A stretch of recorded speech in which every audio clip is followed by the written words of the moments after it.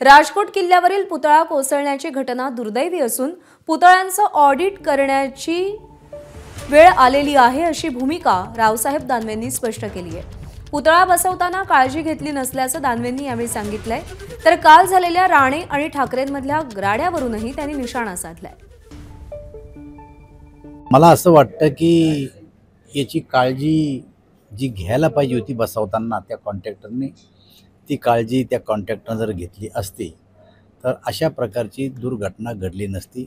आमचे नेते आशिष शेलार यांनी महाराष्ट्राच्या जनतेची माफीसुद्धा मागितलेली आहे।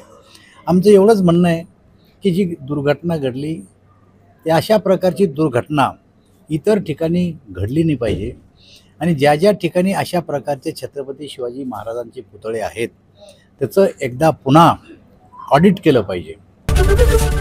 एबीपी माझा, उघडा डोळे बघा नीट।